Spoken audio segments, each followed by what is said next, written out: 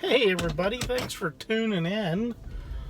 I'm your host Aaron, and you're watching All the Way Up Crypto. So this video will be fairly short, hopefully, and then hopefully tonight I can get in and do a little live stream. If I'm not live, I definitely want to go over and cover everything about Komodo and the Antara framework that's being released July 15th. Okay? It's a big deal coming up for Komodo. If anyone likes Komodo the way I like Komodo, because it's a big deal.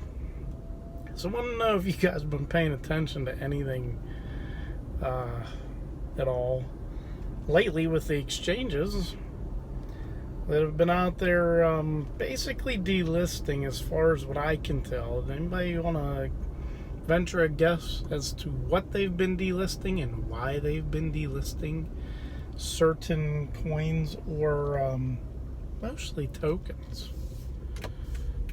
Anybody want to take a guess?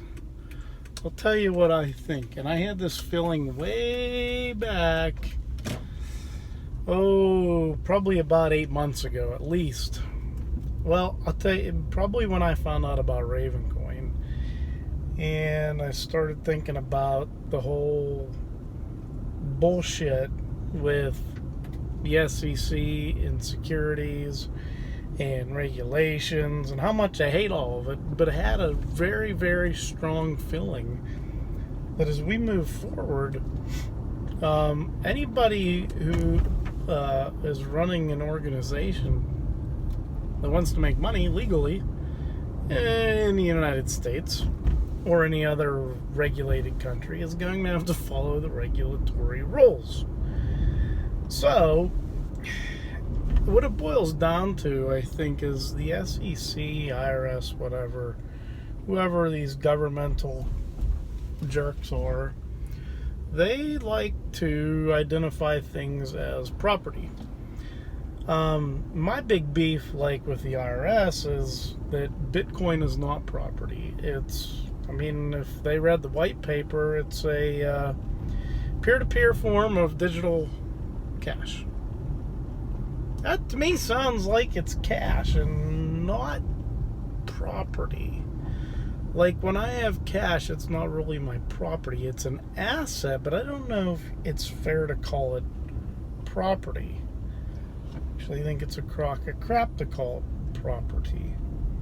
Now, ICOs, I would say maybe a little bit different to call those property, depending on how they are being used. So they were created from Ethereum, which is not considered a security by the SEC.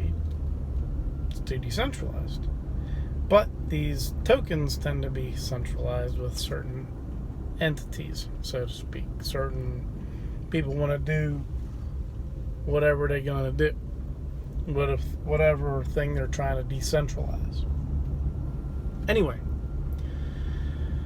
the point I'm trying to make is many of these ICOs are going to be labeled as securities because of how they were created, what they did, how they went about it, so on and so forth. So one of the things that I think is many of these ICOs are going to need to be vetted by the SEC,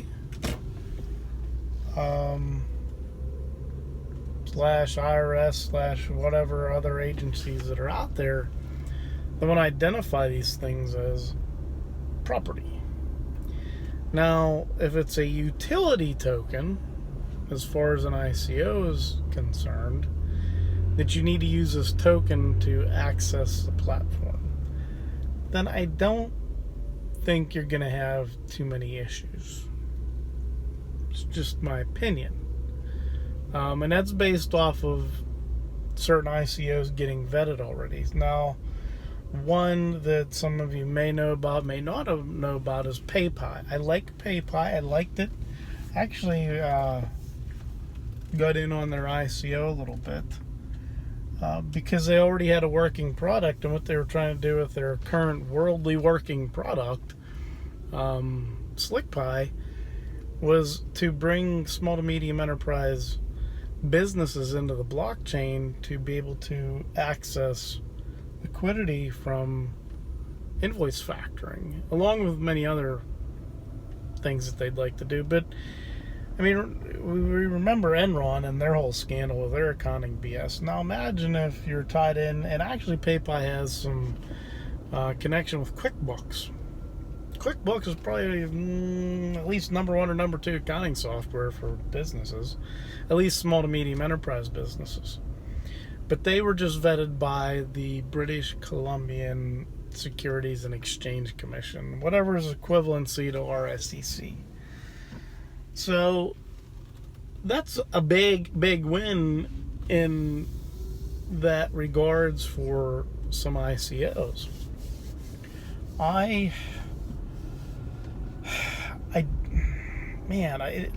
serious. When you look at the list from Bittrex that they're delisting, I think 98% of them are all ICOs.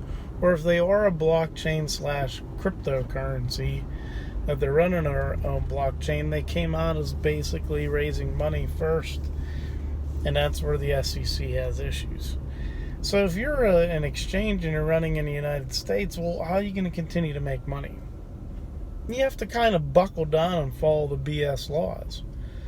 What is going to happen, in my opinion, is these exchanges are going to end up going out of business. Maybe not right away, but I really imagine these businesses aren't going to be able to stay in business in the United States.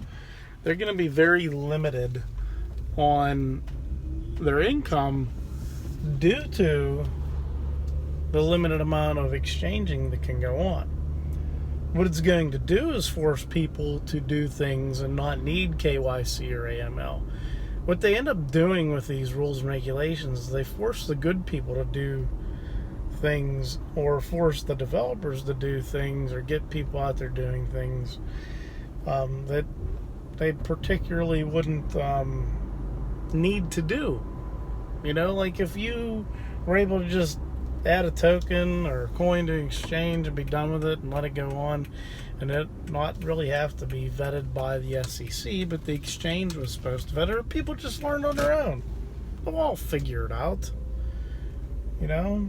It's like I said before, I really think we're going to see some decentralized exchanges come out within the next year to year and a half that many of these centralized exchanges aren't going to be able to compete with, because people are going to be like, I ain't giving KYC AML BS to you.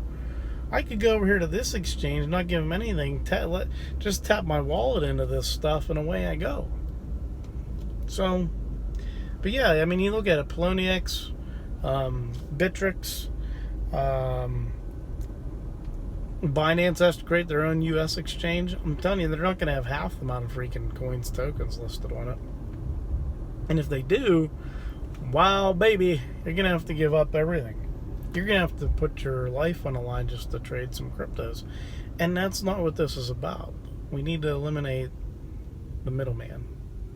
We need to eliminate a centrally form of government. So, anyway, I hope you found this information useful to you. That's what I see going on. Well, real quick, the whole Facebook coin, many people are covering it right now. I'm going to tell you, I read through the white paper rather quickly. Old Facebook's Libra coin, their Libra association, it is not anywhere near as bad as I thought it was going to be. Nowhere near as bad as what I thought it was going to be. I don't think you're going to need KYC AML. It is going to be kind of centrally controlled by the people from the Libra Association, with the goal in mind to decentralize, to let anybody kind of run these validator nodes. It's going to be backed by fiat money and other government issued low volatile investment type things like bonds or whatever. But I mean, to me, the biggest issue is it's backed by fiat money, so it's going to technically lose value over time. what I think it's going to do, though, is expose people to cryptocurrency, even though I don't think this is a true cryptocurrency, because it's not completely, it's not mined, it's not even a proof of stake coin. It's like we're going to pre-mine them, or we're going to create them for money. Like, it's going to be pegged to certain stable value fiat money that are strong. So like probably the British pound, maybe, and the yen, or the yuan and USD. Like, I think it'll be pegged to those, and you'll be able to get your value out in those however you need to, which is good. But I think it's just bringing us closer to one world currency. I think, from what I've grasped real quick, the central banks are kind of going to be behind it and helping support it. So I don't think it's going to be all negative, but I don't look at it as a competitor to Bitcoin, Litecoin, any of these decentralized cryptocurrencies that we have now. I actually think it's going to complement them, that it won't be taken over as an investment, store of value, or even something you're going to transact with. So anyway, I'll get this video uploaded, and stay tuned. I should hopefully have time tonight to go over Komodo with you. Probably going to be a longer one, just letting you know. All right, guys, peace. Until we meet again, stay crypto, my friends.